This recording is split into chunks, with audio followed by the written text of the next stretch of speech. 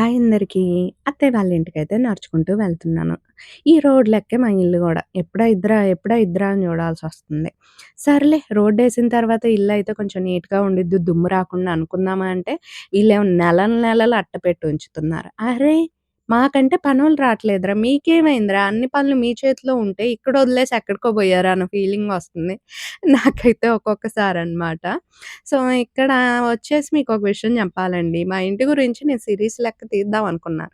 కానీ ఏది మనకు అనుకూలంగా జరగట్లేదు. అదేంటో తెలియదు గానీ. సో, అందుకోసమనేసి సీరీస్ లెక్క తీయలేదు. అండ్ జరిగిన కంప్లీట్ వర్క్ గూడా నేను క్లియర్‌గా మీకు చూపించలేదు. నిజం చెప్పాలంటే కొన్ని కొన్ని బిట్ల లెక్కే తీసి పెట్టాల్సొచ్చింది. అఖిల్ హాస్టల్‌కెళ్ళకముందు కొంచెం అఖిల్‌ని అక్కడికి పంపించి వీడియోస్ తినానంటే అవి ఓకే అయ్యాయి గానీ, బట్ తర్వాత నుంచి నేను తక్కువ వెళ్ళటం అక్కడికి. ఎందుకు అంటే గనక నా వర్క్ అయ్యి అదిగో ఇదిగో అనేసరికి పని సగమయ్యేది. ఈయన భోజనానికొచ్చేటోళ్ళు. ఈయన భోజనం చేసి పడుకునే టయానికి మామయ్య గారు ఆడికెళ్ళి కాసేపు కూర్చునేటోళ్ళు. మళ్ళీ ఈయనెళ్ళేవాళ్ళు. మళ్ళీ మనకు టైం స్టార్ట్ అనమాట. అట్లుంటది. ఈయన తీయమంటేనేమో చిన్న చిన్న బిట్ల లెక్క ఎప్పుడో ఒకసారి గుర్తొచ్చినప్పుడల్లా తీస్తే, ఇక మీకు షేర్ చేసుకోవటానికి పెద్ద విషయం ఏముంటది. అందుకని కంప్లీట్‌గా షేర్ చేసుకోలేదు. ఆ రోజు ఇది షేర్ చేసుకొని తీరా చూపించే టయానికి ఏముందిలే అన్న ఫీలింగ్ కంటే అదేదో ఒకేసారి చూపిద్దాంలే అనిపిచ్చేసింది నాకు. ఎందుకంటే కొన్ని అనుభవాలు నేర్పించాయి. సో, అలాంటి విషయాలైతే నాకు బాగా. ఇక ఇక్కడ వచ్చేసి దొండకాయ కర్రీ అయితే స్టవ్ మీద పెట్టేసాననమాట. సంయుక్తకేమో ఫ్రై లెక్కుంటే ఇష్టము. ఇంట్లో వాళ్ళకేమో కొంచెం ఇదిగా ఉండాలనమాట. సో, డిఫరెంట్ డిఫరెంట్‌గా ఉంటది. బట్ కొన్ని టయాల్లో తప్పదండి. ఇప్పుడు నేనొక విషయం చెప్పాలనుకుంటున్నాను. ఈ కొబ్బరి లవుజు చూసేసరికి నాకు బాగా గుర్తొచ్చింది బర్ఫీ చూసేసరికి. ఏంటి అంటే గనక మనం ఏదైనా వీడియో పెట్టామనుకోండి, దానికి ఉండేటటువంటి వ్యూస్‌ని ఆధారంగా చేసుకొని కంటెంట్ ఏది పెడితే బావుంటదని ఆలోచించుకుంటా. ఇప్పుడు ఒక ఛానెల్‌లో పెట్టిన కంటెంట్ మనం పెడితే మళ్ళీ అది సెట్ అవ్వదు. ఎందుకంటే మన ఛానెల్‌కంటూ వేరే వ్యూవర్స్ ఉంటారు అండ్ సబ్‌స్క్రైబర్స్ ఉంటారు గాబట్టి, సో, మనం ఏంటంటే అన్ని ప్రయోగాలు చేసుకుంటే బోవాలి.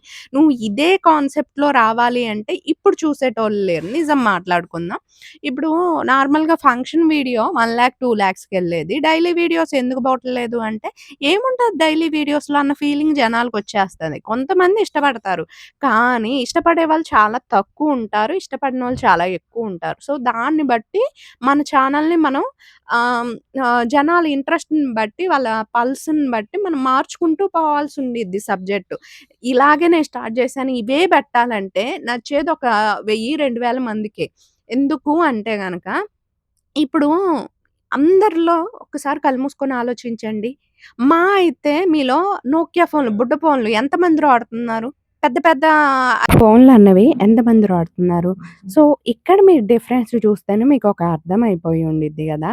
అలాగే కొన్నిటిని మన ఛానల్‌లో గూడా వీడియోస్ చేంజ్ చేసుకుంటూ బోతాను. ఎందుకు అంటే, జనాలు ఏటికి ఇంట్రెస్ట్ పెడుతున్నారు, ఏంటి అనేసి మనకి యూట్యూబ్ ఒక రికమెండేషన్ పంపిద్ది. దాని ప్రకారం నీలోని స్కిల్స్ నువ్వు బయటికి తీసుకొచ్చి నీట్‌గా మనం ఏ సబ్జెక్ట్‌నైనా ఇచ్చేయాల్సుంటది. అట్లనేసి నా వ్లాగింగ్ నేను మిస్ చేయట్లేదు. ఎట్ ద సేమ్ టైము నా ఫుడ్ కుకింగ్ వీడియోస్ నేను మిస్ చేయట్లేదు. కానీ ఇక్కడొక కామెంటొచ్చింది నాకు నిన్న. ఆహ్, బ్లౌజ్ ఫోల్డింగ్ విషయం గురించి ఒక కామెంట్ వచ్చిందనమాట. ఏంటి అంటే గనక నేను పర్టిక్యులర్‌గా ఒక కామెంట్ చెప్పేస్తాను వినండి. మూసుకొని నీ కంటెంట్ నువ్వు వాడుకో. ఎదుటోళ్ళ కంటెంట్ కాపీ కొట్టొద్దని. నువ్వు అన్న సంస్కారంగా అన్నావో, సంస్కారం లేకుండా అన్నావో వినే వాళ్ళకి అర్థమైపోద్ది. సో, వన్ థింగ్ నాకు 2 ఛానెల్స్ ఉన్నాయని చాలా మందికి తెలుసు.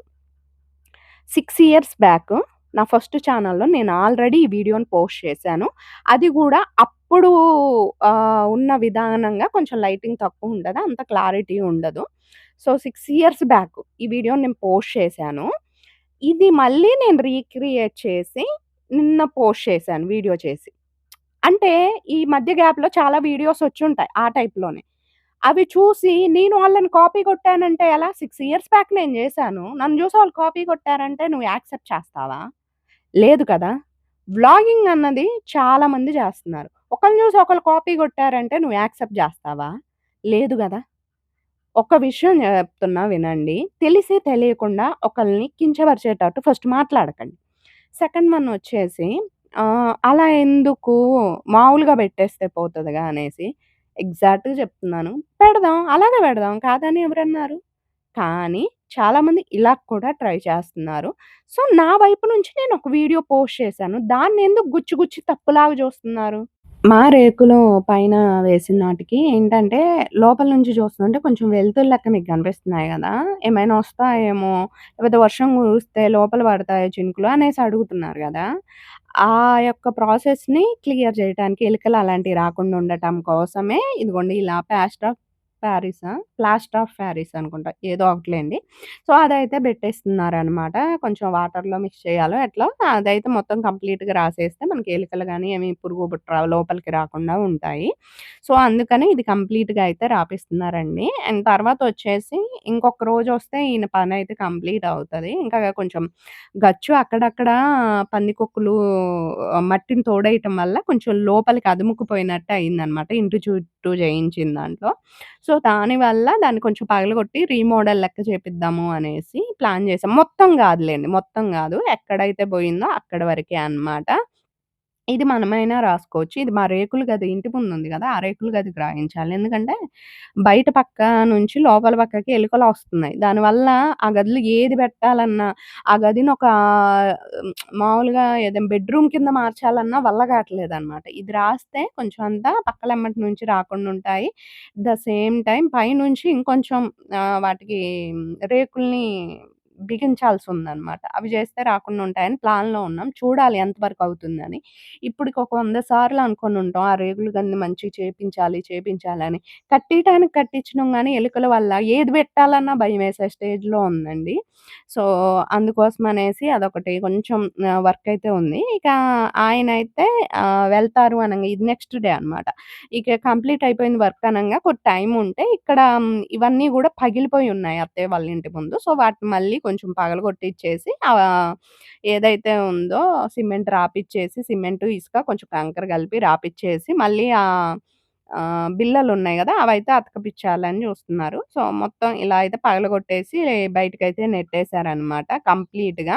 ఏంటంటే చిన్న చిన్న పురుగులు లెక్క దూరుతున్నాయండి. పిల్లలు ఉంటూ ఉంటారు గాబట్టి ఏదైనా రిస్క్ తీసుకోకూడదనేసి పై వరకు అలా ఇది చేపిచ్చేసి ఇదిగోండి ఇలా అయితే కంప్లీట్‌గా సెకండ్ డే నేను జూపిస్తున్నాను. వాటర్ పోసిన తర్వాత నీట్‌గా ఉన్నాయి గాబట్టి. ఇక ఇది సంగతి. తర్వాతొచ్చి నెక్స్ట్ డే అయితే బిర్యానీ చేసుకున్నా. అది గూడా వెజ్ పులావ్ లెక్కనమాట. సో, టేస్ట్ అయితే చాలా బాగా కుదిరింది. దీనికి సంబంధించినటువంటి వీడియో అయితే నేను పోస్ట్ చేస్తున్నాను షార్ట్ వీడియో కింద. మీకు నచ్చితే గనక ఈ ఫుల్ వీడియోని చూసుంటే ఐ హోప్ నన్ను నా వైపు నుంచి అర్థం జేసుకోండి. And thank you so much ప్రతి ఒక్కళ్ళకి సపోర్ట్ జేస్తూ, లైక్ జేస్తూ, సబ్స్క్రైబ్ జేస్తూ నా ఛానల్‌ని. సో, నన్ను అభిమానిస్తున్నందుకు. మీ అందరి అభిమానం వల్లే ఇంకా వీడియోస్ మంచి మంచి పోస్ట్ చేయాలి, డిఫరెంట్‌గా ట్రై చేయాలనైతే నేననుకుంటున్నాను. Thank you once again and subscribe చేయటం, లైక్ జేయటం, షేర్ జేయటం అయితే అస్సలు మర్చిపోవద్దు. ఈ వీడియో షార్ట్ వీడియో కింద పెడతాను. చూసేయండి. ఓకేనా? బాయ్. Thank you.